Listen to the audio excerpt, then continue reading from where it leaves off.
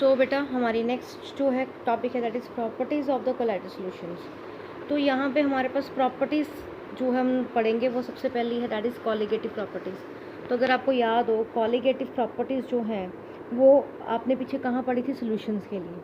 अब वहाँ पे ट्रू सॉल्यूशंस बात हो रही थी, तो कहता है इसका मतलब जब हम कोलाइडल सॉल्यूशन जिनके पार्टिकल्स जो हैं वो बड़े हैं तो इसलिए यहाँ पे क्या होगा, बिगर एग्रीगेट्स होंगे, तो number of particles colloidal solution में क्या होंगे, कम होंगे as compare to the true solution. तो उसका वैल्यूज़ जो है कहता है वो क्या होंगे, डिफरेंट तो होंगी बट बहुत ही छोटे स्मॉल ऑर्डर की होती हैं values as compare to the true solution. तो ये यहाँ पे इसकी प्रॉपर्टी है कि कॉलिगेटिव की प्रॉपर्टीज़ में यहाँ पे इसकी वैल्यूज़ जो हैं बहुत छोटी आती हैं। ठीक है, टिंडल फैक्ट भी आप लोगों को याद हो, अगर आपने पहले भी कर चुकी हो, मैं आपको एक बार समझाती हूँ उसको, कि जब हम लाइट का कोई सोर्स अगर हम लोग भेजते हैं कोलाइडल सॉल्यूशन के थ्रू और उसे ध्यान से अगर माइक्रोस्कोप के अंदर देखें तो हमें दिखेगा कि वो जो लाइट है, यहाँ पे उन्होंने क्या करा, लाइट को एक कोन के थ्रू भेजा ताकि वो बाहर नहीं निकले, यहीं से सारे के सारे अंदर जाए और यहाँ से जब वो स्कैटर करे आपको दिखाई देगी माइक्रोस्कोप के थ्रू कि वो स्कैटर कर रही है। तो ये जो scattering of light by the molecules of the colloidal solution it is known as the Tyndall fact. ये फैक्ट सिर्फ कोलाइडल सॉल्यूशन ही देता है, ना ट्रू सॉल्यूशन देता है और ना ही हमारे पास ये आता है सस्पेंशंस के साथ। तो इसी का साइज़ जो है जो मॉलिक्यूल्स का, वही ये ऐसा पैसेज बनाता है लाइट के लिए जो टिंडल फैक्ट देता है। ठीक है बेटे, तो ये टिंडल फैक्ट है, ये ऑब्जर्व करते हैं हम लोग। सिनेमा हॉल्स में भी होता है डस्ट पार्टिकल्स, अगर आपने कभी ध्यान दिया हो, लाइट झरोखे में से निकलती है तो उसके बीच में आपको डस्ट पार्टिकल्स नज़र आ रहे होते हैं, वो टिंडल फैक्ट होता सारा। ठीक है, तो यहाँ पे आप लोगों को ये फैक्ट जो एक बार कर लेना ज़रूर, टिंडल फैक्ट्स जो है ये। इसके बाद नेक्स्ट हमारे पास आता है कलर। यस, कलर का यहाँ पे एक बड़ा इंटरेस्टिंग फैक्ट है। ये कहता है अगर हम लोग कलर क्यों अभी सॉल्यूशंस देंगे, because the depend upon the इनकी जो पार्टिकल्स का साइज़ होगा वो क्या करेगा, एक पर्टिकुलर वेवलेंथ जो है वो हमारे को देगा। तो वो किसके ऊपर डिपेंड करेगा, size in the nature of the particles. तो वेवलेंथ जो है लाइट की वो डिपेंड करती है साइज़ और नेचर ऑफ द पार्टिकल्स। तो कहता है इसके कारण क्या होता है, जो लाइट रिसीव कर रहा होता है ऑब्जर्वर जो देख रहा है वो क्या चीज़ के ऊपर देखा कि अगर मिक्सचर ऑफ मिल्क है, ठीक है, पानी का है, मिल्क और पानी अगर आपने इकट्ठा मिक्स करा तो वो ब्लू कलर दे रहा है। ठीक है, और अगर रेड कलर है, अगर उसको थोड़ा सा और देखोगे, जैसे फाइनेस्ट गोल्ड की बात करें, पहले वो कहता है रेड कलर में होता है। ठीक है, उसके बाद कहता है जब धीरे धीरे वो आपस में पार्टिकल्स मिलते जा रहे होते हैं, बड़े होते जाते हैं तो उनका कलर जो होता है वो रेड से पर्पल, पर्पल से ब्लू और इन द एंड गोल्डन देता है। तो आपको जो दिखता है वो गोल्ड कौन सा होता है, that is golden in colour. तो ये ध्यान रखो कि ये चीज़ क्या बताई जा रही है, साइज़ जो है कलर, जो कलर होता है अगर किसी भी वेवलेंथ का, वो डिपेंड करता है मॉलिक्यूल के साइज़ के ऊपर। तो जितना ज़्यादा साइज़ बढ़ता जाएगा या चेंज होता जाएगा साइज़, वैसे ही कलर भी सॉल्यूशन का चेंज होता जाएगा। Next is the browning movement. ये भी आपने पहले भी पढ़ी हुई है। Browning movement is zigzag movements of the particles. तो यही सबसे बड़ा रीज़न है ये कोलाइडल्स का कि ये जो है जिगजैग मोशन में सारी की सारी फील्ड में कॉन्टीन्यूस स्टेट में जो है चलते रहते हैं और मोशन इंडिपेंडेंट होती है, साइज़ के ऊपर डिपेंड करती है, सिर्फ नेचर के ऊपर डिपेंड नहीं करती। तो ये ध्यान रखना, motion is independent of the nature of the colloid but depends on the size of the particles. ठीक है, एंड विस्कोसिटी। विस्कोसिटी मीन्स जितना गहरा होगा, तो जितना छोटा साइज़ होगा उतने ही कम विस्कोसिटी होएगी और मोशन सबसे ज़्यादा होएगी। ठीक है बेटा, वो तो है छोटा साइज़ है तो विस्कोसिटी कम है, विस्कोसिटी कम हो रही है तो इसका मतलब वो बहुत क्या करें, एक दूसरे के साथ फ्रिक्शन पैदा करेंगे और जल्दी मूवमेंट करेंगे। ठीक है, तो ब्राउनिंग मूवमेंट जो है उसके कारण जो है कई बार अनबैलेंस्ड बम्बार्डमेंट्स होती है पार्टिकल्स की। जैसे कि हम अगर स्टिर कर रहे हैं तो कहता है ये पार्टिकल्स सेटल क्यों नहीं होते नीचे, because of the browning movement. तो अगर हमारे पास कोलाइडल सॉल्यूशन का नीचे नहीं बैठना, जो नीचे नहीं बैठते, प्रेसिपिटेट नहीं बनाते हैं, वो इसीलिए क्योंकि ब्राउनिंग मूवमेंट होती है इनकी। Next is the charges. अब यहाँ पे ये भी बड़ा इंपॉर्टेंट टॉपिक है क्योंकि इसके ऊपर भी क्वेश्चन आते हैं। क्या होता है कि कोलाइडल पार्टिकल्स कहता है कि कैरी करते हैं इलेक्ट्रिकल चार्जेस को। अब ये डिपेंड किसके ऊपर करती है कि कौन से चार्जेस आते हैं। अब क्या होता है कि अगर हम लोग यहाँ पे एड्जॉर्प्शन जो है मैंने पीछे भी आपको समझाई थी, वो चीज़ यहाँ पे बड़ी काम आती है। ये टेबल भी एक बार ज़रूर याद करना ताकि आपको याद रहे कि कौन से किसके ऊपर नेगेटिव और किसके ऊपर पॉजिटिव चार्जेस होते हैं। यहाँ पे मैं आपके ये वाले क्वेश्चंस करवाऊँगी, these are very important one. ये वाला बोर्ड के एग्ज़ाम में आ चुका हुआ है, AGI वाला, ठीक है, FEL, ये सारे टॉपिक्स जो हैं बोर्ड के एग्ज़ाम में आ चुके हुए हैं, ठीक है, तो इनको ज़रूर कर लेना। दैट इज़ प्रेफरेंशियल एड्जॉर्प्शन क्या होती है? प्रेफरेंशियल एड्जॉर्प्शन का मतलब होता है कि अगर हम लोग, अगर एक सोल है, सोल के ऊपर पॉजिटिव आ रहा है कि नेगेटिव चार्ज आ रहा है, वो प्रेफर किसको कर रहा है, पॉजिटिव को कि नेगेटिव को, उसके अकॉर्डिंग जो है कहता क्या होता है, आयन जो होते हैं वो एक दूसरी कोलाइडल पार्टिकल्स उसी के अकॉर्डिंग जो है सोल्यूशन बनाता है कि आयंस किधर जाते हैं। जैसे यहाँ पे अगर हम बात करें, कहता है जब सिल्वर नाइट्रेट अगर ऐड करते हैं पोटेशियम आयोडाइड सोल्यूशन के साथ, प्रेसिपिटेटेड सिल्वर आयोडाइड क्या करेगा, जो हमारे पास होगा वो एड्जॉर्ब करता है आयोडाइन को, जबकि AgI जो हमारे पास होगा एक साइड पे Ag+ को करेगा। अब यहाँ से देखो कि सिल्वर आयोडाइड ने आयोडाइड को करा, जबकि अगर हम कहता है कि अगर हम लोग Ki सोल्यूशन ऐड करते हैं AgNO में, ठीक है, तो पॉजिटिवली चार्ज A+ होगा। मतलब ये है AgI और I तब होगा जब हम लोग सिल्वर नाइट्रेट डाल रहे हैं, ठीक है, और जब यहाँ पे हम लोग AgI जब डालेंगे, यहाँ पे डिपेंड करता है कि इधर है एक साइड पे हमारे पास है सिल्वर नाइट्रेट, हमारे पास है AgNO3 and potassium iodide Ki, AgNO3 and Ki, ये कहता हम लोगों ने मिक्स करा तो हमारे पास क्या बनता है, सिल्वर आयोडाइड, जो क्या करेगा, आयोडाइड के आयंस को बनाएगा और नेगेटिव चार्ज लेके चला जाएगा। जबकि Ki सोल्यूशन जो है अगर AgNO3 में डाला जाए, उल्टा कर दिया, पहले हमने क्या करा था, सिल्वर नाइट्रेट को Ki में डाला, अब हमने Ki को AgNO में डाला, तो कहता क्या होगा, पॉजिटिवली चार्ज रिजल्ट आएगा। तो डिपेंड ये करता है कि मीडियम कौन सा है और एड्जॉर्बेंट कौन सा है, मतलब प्रेफरेंशियल एड्जॉर्प्शन किसकी होगी।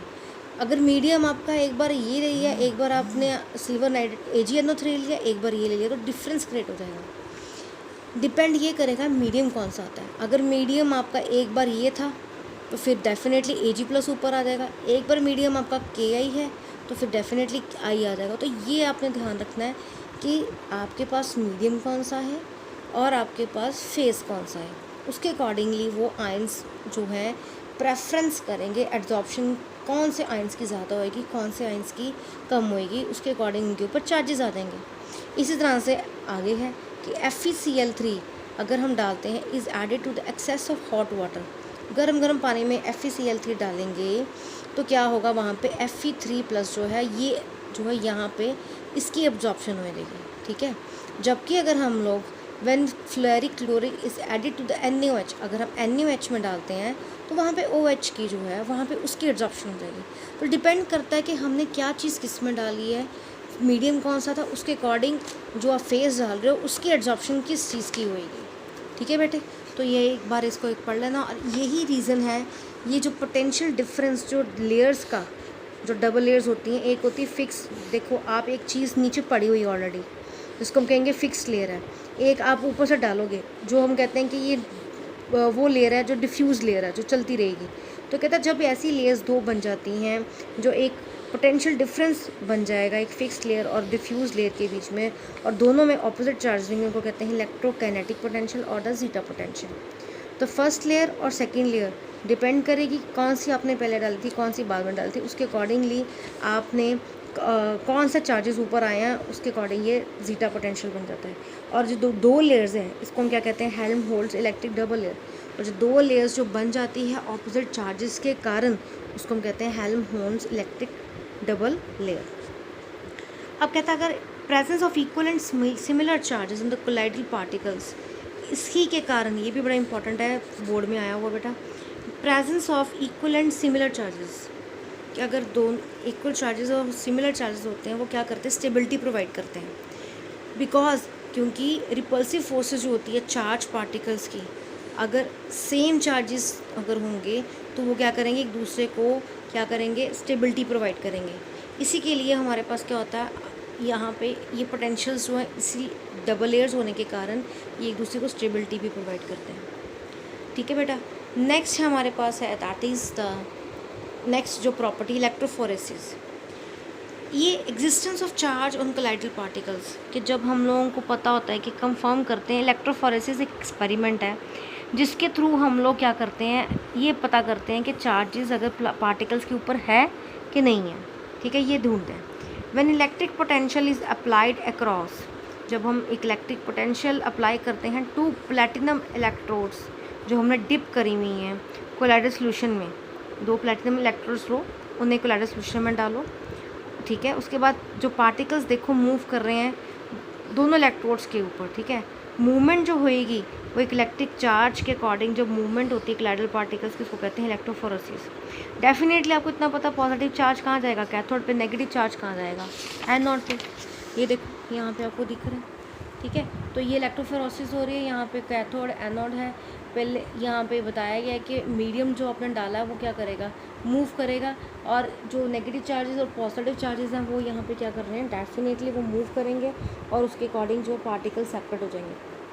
तो इलेक्ट्रोफोरेसिस का मतलब ये भी होता है यहाँ पे कि मूवमेंट ऑफ पार्टिकल्स जो एक सूटेबल, अगर इसके बीच में हम कहीं पे मीडियम अगर फील्ड इलेक्ट्रिक फील्ड की तरफ जाना शुरू कर दे, उसको कहते हैं इलेक्ट्रो ऑस्मोसिस। मीन्स यहाँ पे मूवमेंट शो हो रही है एक ही तरफ, इधर ये देखो यहाँ से इधर जा रही है। इसका क्या मतलब है, इसका मतलब है कि ये मूवमेंट जो है डिस्पर्शन मीडियम की इलेक्ट्रिक फील्ड की तरफ जा रही है, तो इट मीन्स इलेक्ट्रो ऑस्मोसिस हो रही है।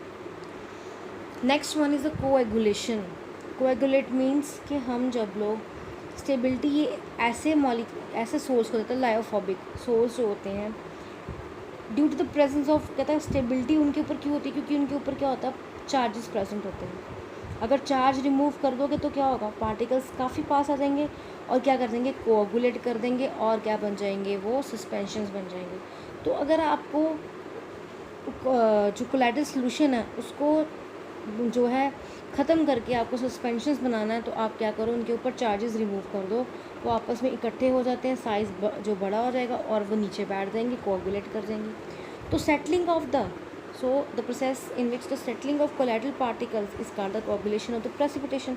तो प्रेसिपिटेट करने के तरीके को हम क्या कहते हैं, इस तरीके को क्या कहते हैं, कोएगुलेशन हम कर रहे हैं। इसके अलावा इलेक्ट्रोफोरेसिस कर दो, इलेक्ट्रोड्स लगाओगे तो उसके कारण भी जो है आप चेंज कर सकते हो कोलाइडल सोल्यूशन को।